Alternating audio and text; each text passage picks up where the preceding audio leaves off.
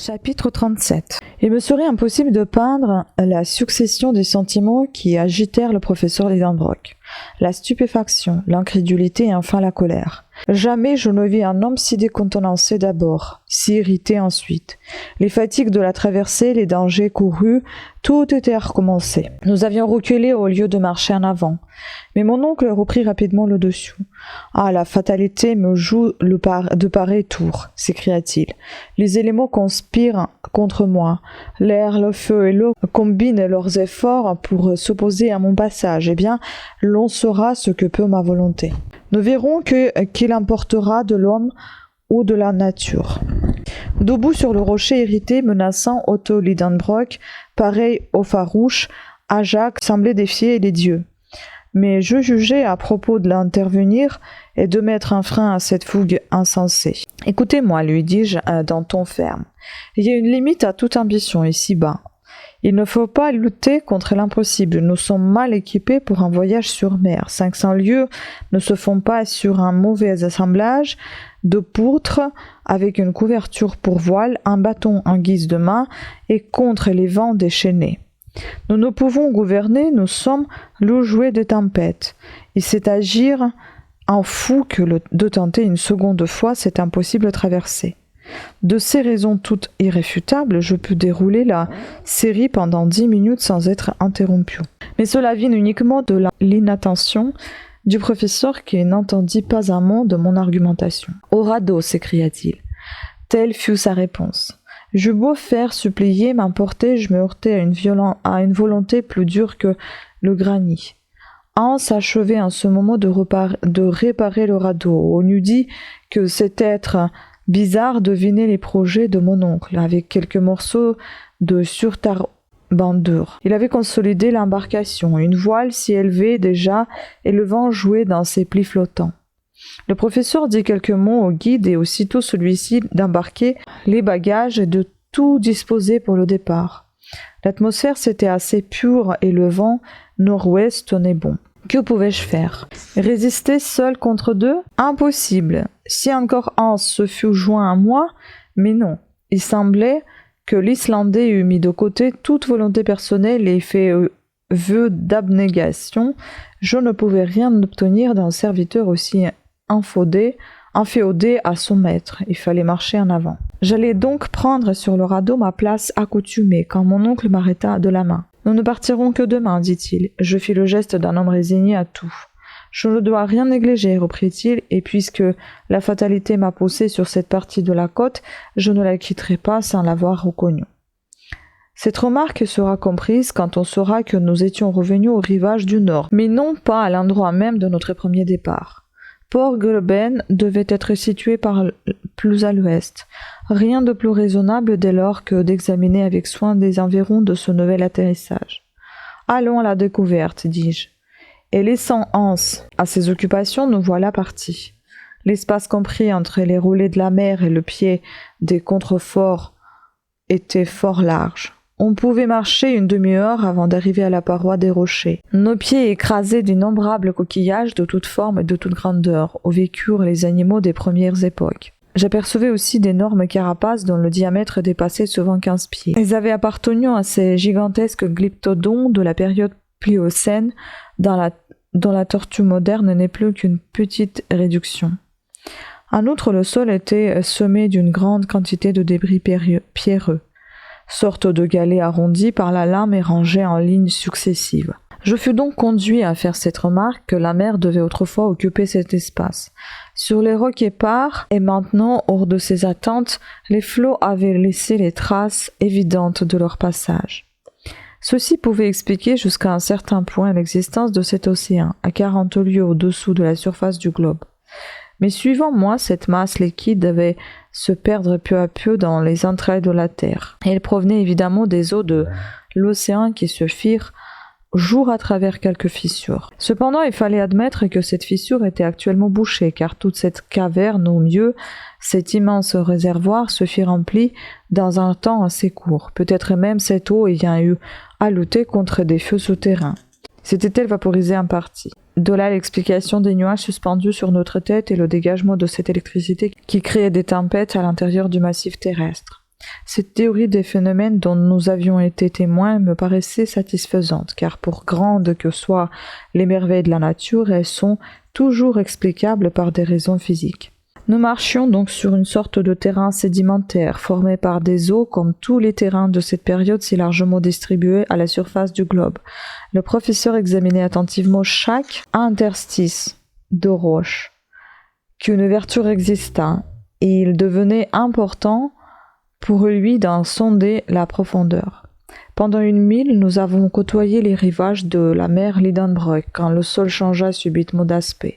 Il paraissait bouleversé, convulsionné par un exhaussement violent des couches inférieures. À maints endroits, des enfoncements ou des soulèvements attestaient une dislocation puissante du massif terrestre. Nous avancions difficilement sur ces cassures de granit mélangés de silex, de quartz et de dépôts alluvionnaires. Lorsqu'un champ, plus qu'un champ, une plaine immense où les générations de 20 siècles confondaient leur éternelle poussière. De hautes extumescences de débris s'étageaient au loin. Ils ondulaient jusqu'aux limites de l'horizon et s'y perdaient dans une bruine fondante. Là, sur 3000 carrés, peut-être s'accumulait toute l'histoire de la vie animale à peine écrite dans les terrains trop récents du monde habité. Cependant, une impatiente curiosité nous entraînait. Nos pieds écrasaient avec un bruit sec les restes de ces animaux historiques et ces fossiles dont les muséums de grandes cités se disputent les rares et intéressants débris. L'existence de 1000 cuviers n'aurait pas suffi à récompenser les squelettes des êtres organiques couchés dans ce magnifique ossuaire. J'étais stupéfait. Mon oncle avait levé ses grands bras vers l'épaisse voûte que nous servait du ciel. Sa bouche, ouverte des mesurements, ses yeux fulgurants sous la lentille de ses lunettes, sa tête remuant de haut en bas, de gauche à droite, toute sa posture enfin dénotait un étonnement sans borne. Il se trouvait devant une inappréciable collection de Leptotherium et de Mericotherium, de Lophiodon, d'Anoplotherium, de Magatherium, de Mastodonte, de Protopithèque et de ptérodactyles, de tous les monstres antédiluviens entassés pour sa satisfaction personnelle. Qu'on se figure un bibliomane passionné, transporté tout à coup dans cette fameuse bibliothèque d'Alexandrie brûlée par Omar et qu'un miracle aurait fait renaître de ses cendres. Tel était mon oncle, le professeur Lidenbrock. Mais ce fut un bien autre émerveillement quand, courant à travers cette poussière organique, il saisit un crâne dénudé et s'écria d'une voix frémissante « Axel, Axel, une tête humaine !»« Une tête humaine, mon oncle, répondis-je, non moins stupéfait. « Oui, neveu. Ah, monsieur Milne Edwards. Ah, monsieur de Quatrefages. Que n'êtes-vous là où je suis moi, Otto Lidenbrock ?» Chapitre 38. Pour comprendre cette évocation faite par mon oncle à ces illustres savants français, il faut savoir qu'un fait d'une autre importance en paléontologie s'était produit quelque temps avant notre départ. Le 28 mars 1863, des terrassiers fouillant sous la direction de M. Boucher de Perthès les carrières de Moulins-Quignon, près d'Abbeville, dans le département de la Somme en France, trouvèrent une mâchoire humaine à 14 pieds au-dessous de la superficie du sol. C'était le premier fossile de cette espèce ramené à la lumière du grand jour. Près de lui se rencontrèrent des haches de pierre et des silex taillés, colorés et revêtus par le temps d'une patine uniforme. Le bruit de cette découverte fut grand, non seulement en France, mais en Angleterre et en Allemagne. Plusieurs savants de l'Institut français, entre autres messieurs Milne Edwards et des Quatrefages, prirent l'affaire à cœur, démontrèrent l'incontestable authenticité de l'ossement en question et se firent les plus ardents défenseurs de ce procès de la mâchoire, suivant l'expression anglaise. Aux géologues du Royaume-Uni, qui tinrent pour certains messieurs Falconet, Busque, Carpenter, etc., se joignirent des savants de l'Allemagne, et parmi eux, au premier rang, le plus fougueux, le plus enthousiaste, mon oncle Lidenbrock. L'authenticité d'un fossile humain de l'époque quaternaire semblait donc incontestablement démontrée et admise. Ce système, il est vrai, avait eu un adversaire acharné dans Monsieur Élie de Beaumont, ce savant de si haute autorité soutenait que le terrain de Moulins-Quignon n'appartenait pas au diluvium, mais à une couche moins ancienne, et d'accord en cela avec Cuvier, il n'admettait pas que l'espèce humaine eût été contemporaine des animaux de l'époque quaternaire. Mon oncle Élie d'Anbroek, de concert avec la grande majorité des géologues, avait tenu bon, discuté, et M. Élie de Beaumont était resté à peu près seul de son parti. Nous connaissions tous ces détails de l'affaire, mais nous ignorons que depuis notre départ, la question avait fait des progrès nouveaux. D'autres mâchoires identiques, quoique appartenaient à des individus de types divers et de nations différentes, furent trouvées dans les terres meubles et grises de certaines grottes. En France, en Suisse, en Belgique, ainsi que des armes, des ustensiles, des outils, des ossements d'enfants, d'adolescents, de vieillards. L'existence de l'homme quaternaire s'affirmait donc chaque jour davantage. Et ce n'était pas tout. Des débris nouveaux exhumés de terrains tertiaires pélocènes avaient permis à des savants plus audacieux encore d'assigner une plus haute antiquité à la race humaine. Ces débris, il est vrai, n'étaient point des ossements de l'homme, mais seulement des objets de son industrie, des tibias, des fémurs d'animaux fossiles, striés, régulièrement sculptés pour ainsi dire, et portaient la marque d'un travail humain. Ainsi d'un bond, l'homme remontait l'échelle des temps d'un grand nombre de siècles et précédait le mastodonte. Il devenait le contemporain de l'éléphant méridionalis. Il avait 100 000 ans d'existence, puisque c'est la date assignée par les géologues les plus renommés à la formation du terrain pilocène. Tel était alors l'état de la science paléontologique, et ce que nous en connaissons suffisait à expliquer notre attitude devant cet ossuaire de la mère Lidenbrock. On comprendra donc les stupéfactions et les joies de mon oncle, surtout quand on vint pas plus loin, il se trouva en présence, on peut dire face à face, avec un des spécimens de l'homme quaternaire. C'était un corps humain absolument reconnaissable, un sol d'une nature particulière, comme celui du cimetière Saint-Michel à Bordeaux, l'avait-il ainsi conservé pendant des siècles. Je ne saurais le dire, mais ce cadavre, la peau tendue et parcheminée, les membres encore moelleux et à la vue du moins, les dents intactes, la chevelure abondante, les ongles des mains et des orteils d'une grandeur effrayante se montraient à nos yeux tels qu'il avait vécu. J'étais muet devant cette apparition d'un autre âge. Mon oncle, Silokas, si impétueusement discoureur d'habitude, se taisait aussi. Nous avions soulevé ce corps, nous l'avions redressé, il nous regardait avec ses orbites caves, nous palpions son torse sonore. Après quelques instants de silence, l'oncle fut vaincu par le professeur Lidenbrock, emporté par son tempérament, oublia les circonstances de notre voyage, le milieu où nous étions, l'immense caverne que nous contenait. Sans doute, il se crut au jeune professant devant ses élèves, car il prit un ton doctoral et s'adressant à un auditoire imaginaire. « Messieurs, dit-il, j'ai l'honneur de vous présenter un homme de l'époque quaternaire. De grands savants ont nié son existence, d'autres, non moins grands, l'ont affirmé. Les saints Thomas de la paléontologie, s'ils étaient là, le toucheraient du doigt et seraient bien forcés de reconnaître leur erreur. Je sais bien que la science doit se mettre en garde contre les découvertes de ce genre. Je n'ignore pas quelle exploitation des hommes fossiles ont fait les Barnum et autres charlatans de même farine. Je connais l'histoire de la rotule d'Ajax, du prétendu corps de reste retrouvé par les Spartiates et du corps d'Astérius, l'on de dit coudé, dont parle Pausania. J'ai lu les rapports sur les squelettes de Trapani découverts au XIVe siècle, et dans lequel on voulait reconnaître Polyphème, et l'histoire du géant déterré pendant le XVIe siècle aux environs de Palerme. Vous n'ignorez pas plus que moi, messieurs, l'analyse faite auprès de Lucerne en 1577 de ces grands ossements que le célèbre médecin Félix Plater déclarait appartenir à un géant de 19 pieds.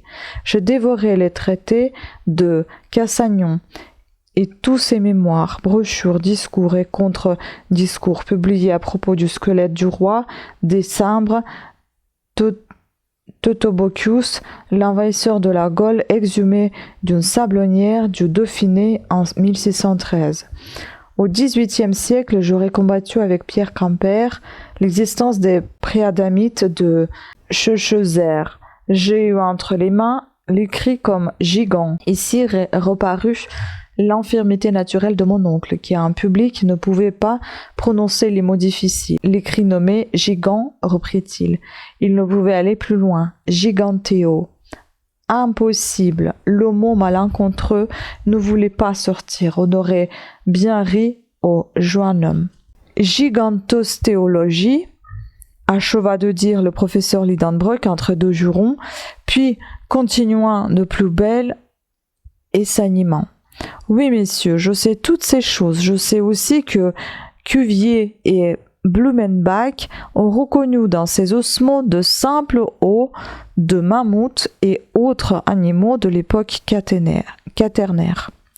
Mais ici, le doute seul sera une injure à la science. Le cadavre est là, vous pouvez le voir, le toucher.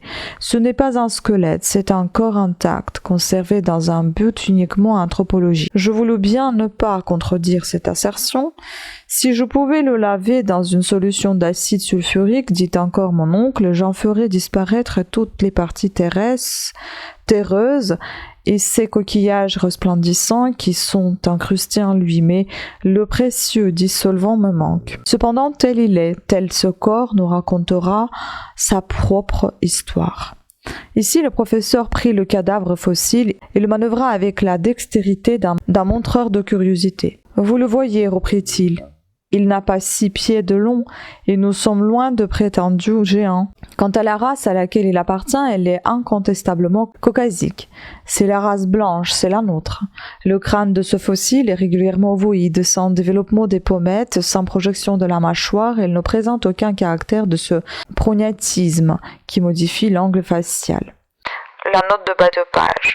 L'angle facial est formé par deux plans, l'un plus ou moins vertical qui est tangent au front et aux incisives, et aux incisives, l'autre est horizontal qui passe par l'ouverture des conduits auditifs et l'épine nasale inférieure. On appelle prognatisme en langue anthropologique cette projection de la mâchoire qui modifie l'angle facial.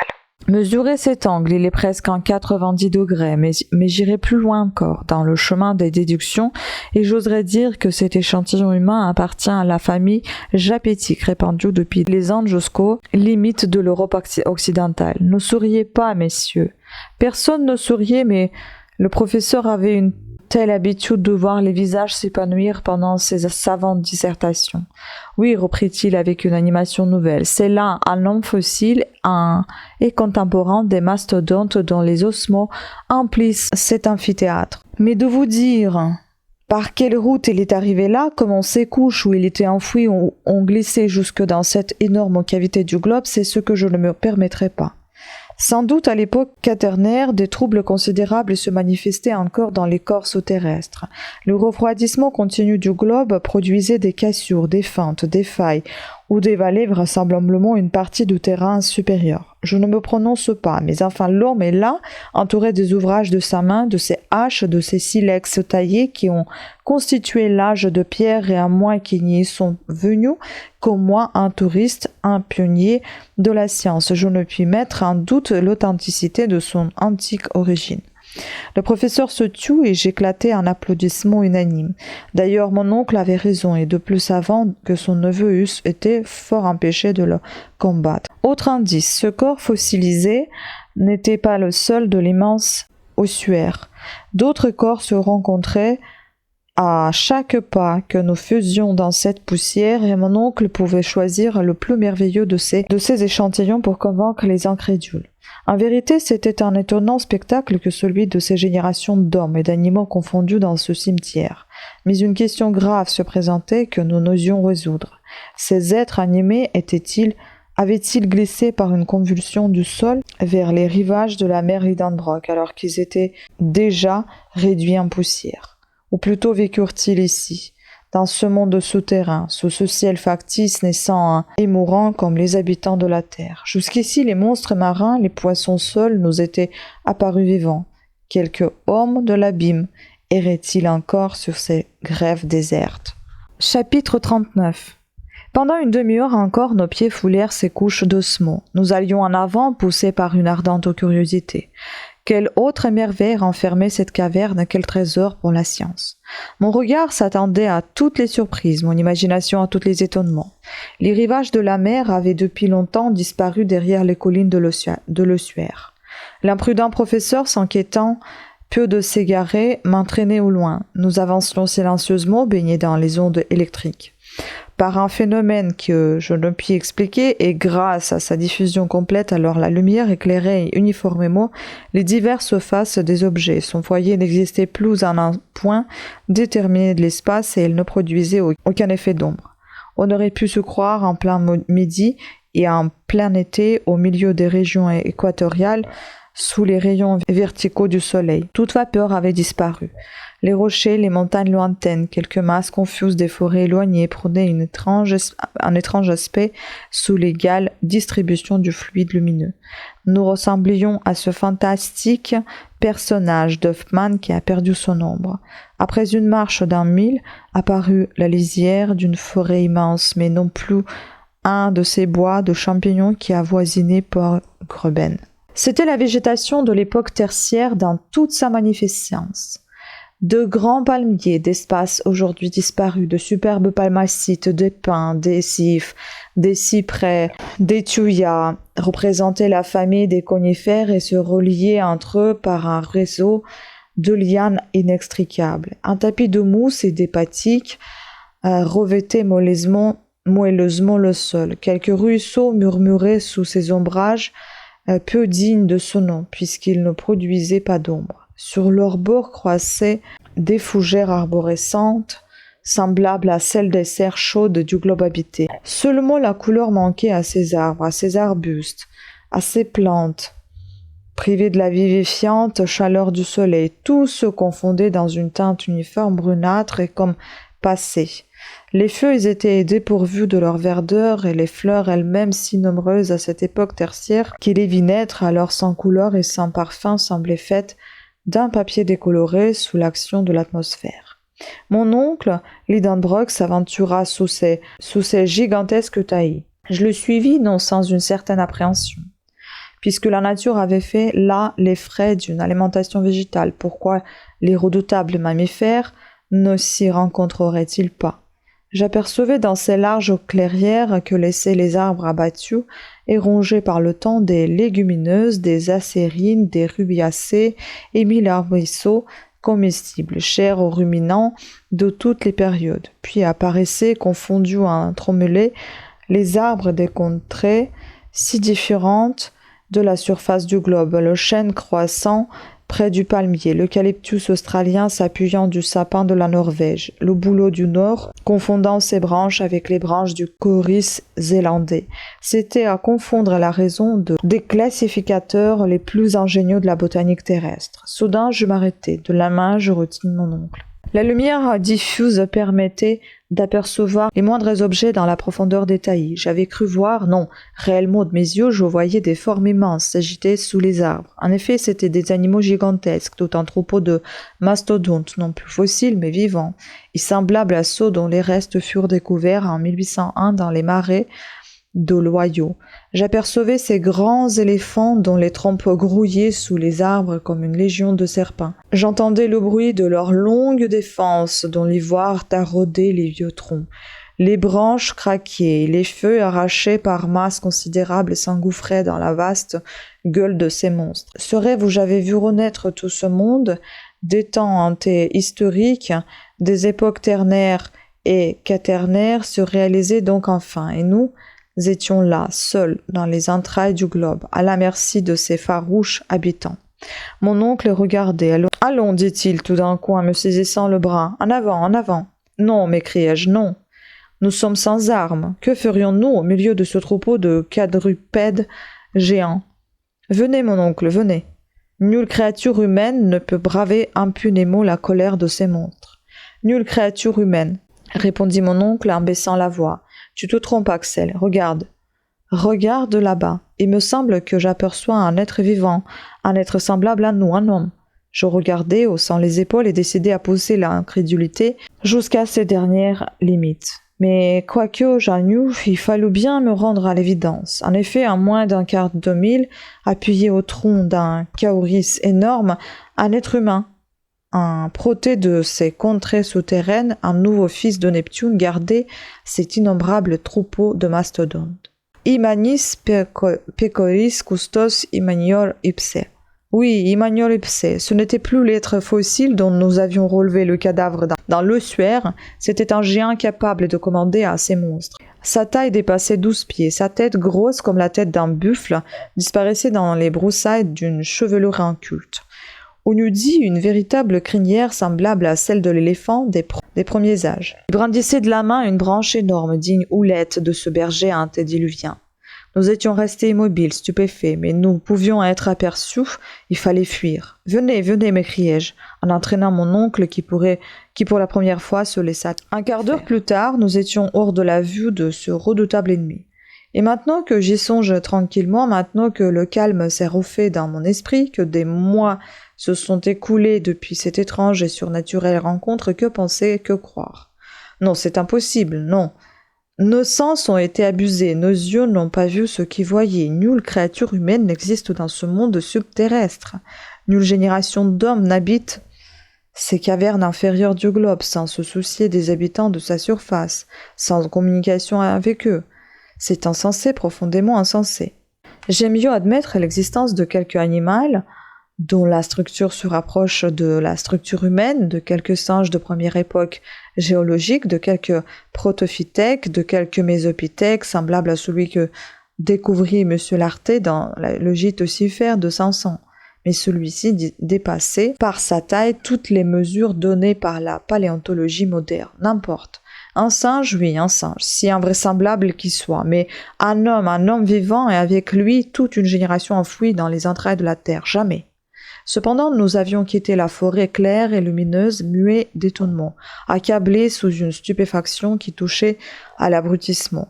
Nous courions malgré nous, c'était une vraie fuite, semblable à ces entraînements effroyables que l'on subit dans certains cauchemars. Instinctivement, nous revenions vers la mer Lidenbrock, et je ne sais dans quelle divagation, mon esprit se fut emporté sans une préoccupation qui me ramena à des observations plus pratiques.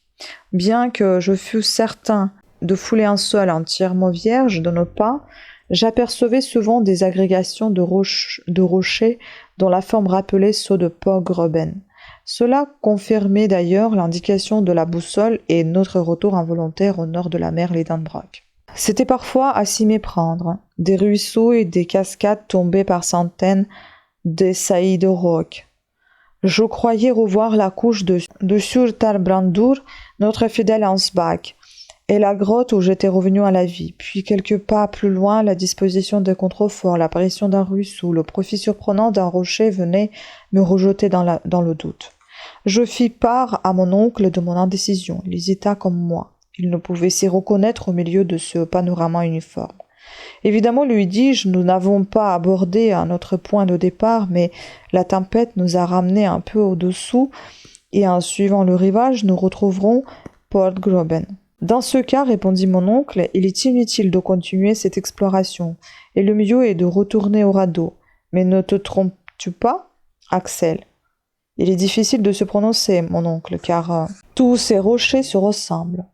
Je crois pourtant reconnaître le promontoire au pied duquel Hans a construit l'embarcation. Nous devons être près du petit port, si même ce n'est pas ici, ajoutai-je en examinant une crique que je crus reconnaître. Non, Axel, nous retrouverions au moins nos propres traces, et je ne vois rien. Mais je vois, moi, m'écriai-je, en m'élançant vers un objet qui brillait sur le sable.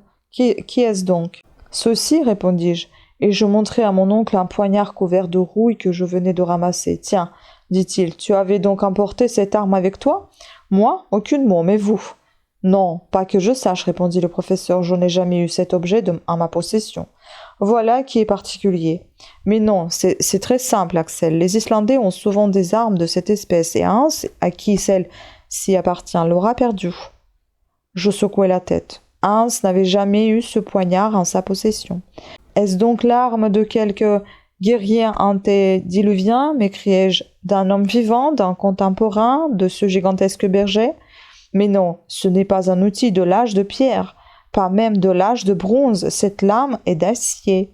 Mon oncle m'arrêta net dans cette route où m'entraînait une divagation nouvelle, et de son ton froid, il me dit « Calme-toi, Axel, et reviens à la raison.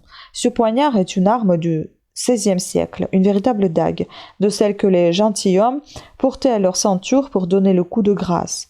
Elle est d'origine espagnole. Elle n'appartient ni à toi, ni à moi, ni aux chasseurs, ni même aux êtres humains qui vivent peut-être dans les entrailles du globe. Oserez-vous dire, vois, elle ne s'est pas ébréchée ainsi à s'enfoncer dans la gorge des gens. Sa lame est couverte d'une couche de rouille qui ne date ni d'un jour, ni d'un an, ni d'un siècle.